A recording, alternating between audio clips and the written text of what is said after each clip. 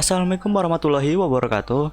Saya Abdullah Mutazirul Haq dan di video kali ini saya akan mereview materi jaringan komputer. Modul yang pertama, pengenalan jaringan komputer, pengertian dasar dari jaringan komputer. Jika ada teman-teman yang bertanya, apa sih jaringan itu? Jadi, jaringan merupakan sebuah sistem yang terdiri atas komputer, perangkat komputer, dan perangkat jaringan lainnya yang saling terhubung dengan menggunakan media tertentu dengan aturan yang sudah ditetapkan. Lalu, di dalam suatu jaringan itu, terdapat komponen-komponen jaringan yang berupa perangkat jaringan, komputer, printer, dan scanner, perangkat jaringan NIC, modem, hub, switch, router, dan firewall. Lalu ada media. Media ini isinya adalah kabel dan non-kabel, dan yang terakhir ada aturan protokol. Lalu kita masuk ke teknologi jaringan. Yang pertama, ada LAN. Jadi kepanjangan dari LAN itu adalah Local Area Network. Jadi LAN ini merupakan suatu jaringan komputer dengan cakupan jaringan yang wilayahnya kecil atau hanya pada suatu area lokal. Jadi contohnya itu seperti yang ada pada kampus, kantor, sekolah, dan di dalam rumah. Lalu yang ke poin kedua, ada MAN. MAN itu terdiri dari kepanjangan Metropolitan Area Network. Jadi MAN itu adalah suatu jaringan di dalam suatu kota dengan mengirimkan data berkecepatan tinggi yang menghubungkan beberapa lokasi seperti perkantoran, kampus, pemerintahan, dan sebagainya. Lalu yang di poin terakhir ada WAN atau kepanjangan dari Wide Area Network. Jadi WAN ini adalah suatu jaringan komputer yang menjangkau area yang lebih luas, misalnya pada jaringan komputer antar daerah, kota, atau pada negara. Jadi di sini adalah kinerja dari Local Area Network atau yang disingkat dengan LAN.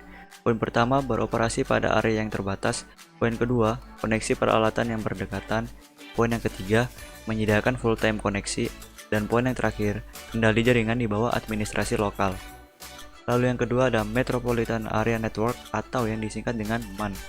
Poin pertama, meliputi area yang lebih besar dari LAN, misalnya antar wilayah dalam satu provinsi. Poin yang kedua, menghubungkan beberapa buah jaringan-jaringan kecil ke dalam lingkungannya area yang lebih besar. Dan poin yang terakhir, sebagai contoh yaitu jaringan bank di mana beberapa kantor cabang sebuah bank di dalam sebuah kota besar dihubungkan antara satu dengan yang lainnya. Lalu poin yang terakhir, Wide Area Network atau WAN. Poin pertama, beroperasi pada area geografi yang luas.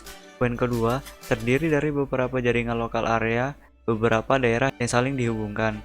Poin ketiga, hubungan antar LAN menggunakan teknologi serial. Dan poin yang terakhir, peralatan jaringan tersebar pada area yang luas. Baik teman-teman, di sini kita akan memasuki materi topologi jaringan. Topologi jaringan komputer merupakan suatu cara menghubungkan komputer yang satu dengan komputer lainnya sehingga membentuk sebuah jaringan. Macam-macam topologi jaringan komputer. Jadi, macam-macam topologi jaringan itu ada 5 teman-teman. Nah, yang pertama itu ada topologi mesh. Topologi jaringan ini menerapkan hubungan antar sentral secara penuh. Jumlah saluran harus disediakan untuk membentuk jaringan. Mesh adalah jumlah sentral dikurangi 1 atau n-1. N itu sama dengan jumlah sentralnya. Lalu yang kedua itu ada topologi jaringan bus. Pada topologi ini, semua sentral dihubungkan secara langsung pada medium transmisi dengan konfigurasi yang disebut dengan bus. Transmisi sinyal dari suatu sentral tidak dialirkan secara bersamaan dalam dua arah. Lalu yang ketiga ada topologi tree atau topologi pohon. Topologi jaringan ini disebut juga sebagai topologi jaringan bertingkat. Topologi ini biasanya digunakan untuk interkoneksi antar sentral dengan hierarki yang berbeda. Lalu yang keempat itu ada topologi token ring. Metode token ring atau sering disebut ring saja adalah cara menghubungkan komputer sehingga berbentuk ring atau lingkaran. Dalam sistem ini, setiap sentral harus dirancang agar dapat berinteraksi dengan sentral yang berdekatan maupun berjauhan. Lalu topologi yang terakhir itu ada topologi star. Kontrol terpusat pada semua link harus melewati pusat yang menyalurkan data tersebut ke semua simpul atau klien yang dipilihnya. Simpul pusat dinamakan stasiun primer atau server dan lainnya dinamakan stasiun sekunder atau klien server. Mari kita memasuki pembahasan tentang prinsip komunikasi. Protokol sebagai aturan komunikasi. Aturan itu termasuk di dalam petunjuk yang berlaku bagi cara-cara pengakses sebuah jaringan, topologi fisik, tipe-tipe kabel, dan kecepatan transfer data. Protokol adalah aturan-aturan main yang mengatur komunikasi di antara beberapa komputer di dalam sebuah jaringan. Kita akan memasuki modul yang kedua, yaitu OSI dan Physical Layer. Model referensi OSI Layer. Poin pertama, OSI adalah referensi komunikasi dari Open System Interconnection. Poin kedua itu adalah model referensi OSI atau Open System Interconnection menggambarkan bagaimana informasi dari suatu software aplikasi di sebuah komputer berpindah melewati sebuah media jaringan ke suatu software aplikasi di komputer lain. Poin yang terakhir itu adalah model referensi OSI secara konseptual terbagi ke dalam 7 lapisan, di mana masing-masing lapisan memiliki fungsi jaringan yang spesifik. Selanjutnya adalah layering pada OSI. Jadi di lapisan ke-7 itu ada application, lapisan ke-6 itu ada presentation, lapisan ke-5 itu ada session, lapisan ke-4 ada transport, lapisan ke-3 ada network, lapisan kedua ada data link, dan lapisan yang pertama ada physical. Lalu di setiap lapisan ini mempunyai fungsi masing-masing. Jadi saya akan menjabarkan fungsi setiap lapisan. Dari yang application, fungsinya adalah untuk menunjang suatu aplikasi dalam berkomunikasi melalui jaringan yang ada. Contohnya adalah SMTP. Lalu yang lapisan presentation, fungsinya untuk memformat suatu data agar bisa dikenal oleh si penerima. Contohnya adalah JPEG, GIF, HTTPS, SSL, dan TLS. Lalu yang di layer session, fungsinya yaitu untuk membentuk proyeksi lalu memutuskannya saat seluruh data sudah terkirim. Contohnya NetBIOS sama PPTP. Lalu ada layer transport, fungsinya yaitu untuk mengatur flow control, acknowledgement, dan mengirim ulang data bila memang dibutuhkan. Contohnya TCP dan UDP. Lalu ada layer network, fungsinya adalah untuk menambahkan alamat jaringan yang ada pada paket. Contohnya router, layer 3 switch. Lalu ada layer data link, fungsinya yaitu untuk menambahkan MAC address pada paket. Contohnya adalah switch. Lalu layer physical, fungsinya adalah untuk mengirimkan data melalui suatu media transmisi. Contohnya adalah hub, NIC, dan kabel. Jika ada yang bertanya-tanya, apa sih yang dilakukan oleh layer 7 OSI? Jadi jawabannya adalah, pada saat data melewati satu layer dari sisi pengirim, maka akan ditambahkan satu header. Sedangkan pada sisi penerima header, dicopot sesuai dengan layernya. Selanjutnya kita akan memasuki modul 3A, yaitu data link layer.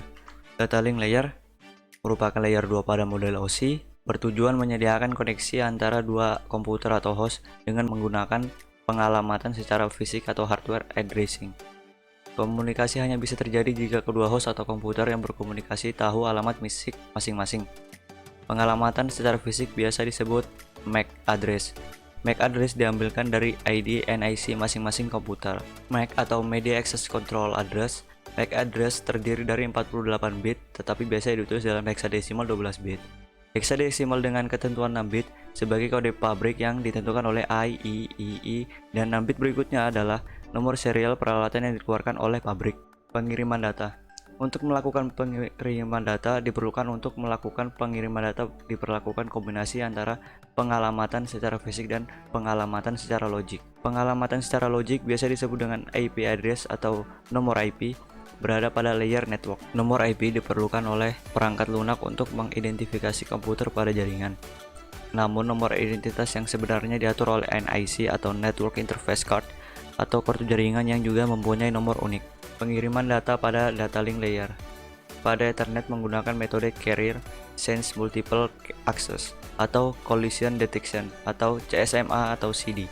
Pada jaringan yang dapat melakukan akses secara bersama simultan, maka bila host A mengirimkan data ke host D, maka host B dan C akan melakukan deteksi jalur.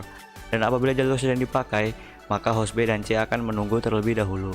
Penentuan waktu di pengiriman data yang tepat apabila suatu media sedang terpakai, hal ini perlu melakukan suatu deteksi sinyal pembawa. Metode CSMA atau CD, sebuah host komputer akan mengirim data ke jaringan. Pertama-tama, memastikan bahwa jaringan sedang tidak dipakai untuk transfer dari host komputer lainnya atau listen. Jika pada tahap pengecekan ditemukan transmisi data lain dan terjadi tabrakan atau collision, maka host komputer tersebut diharuskan mengulang permohonan atau request pengiriman data pada selang waktu berikutnya yang dilakukan secara acak atau random. Dengan demikian, maka jaringan efektif bisa digunakan secara bergantian digunakan. Error checking pengiriman data. Data link dapat melakukan deteksi error pada memberikan peringatan atau notification kepada lapisan di atasnya bahwa terjadi kesalahan transmisi.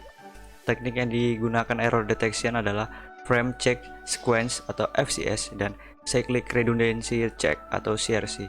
Data link tidak melakukan error correction. Mungkin segitu saja video review jaringan yang dapat saya berikan. Kurang lebihnya saya mohon maaf.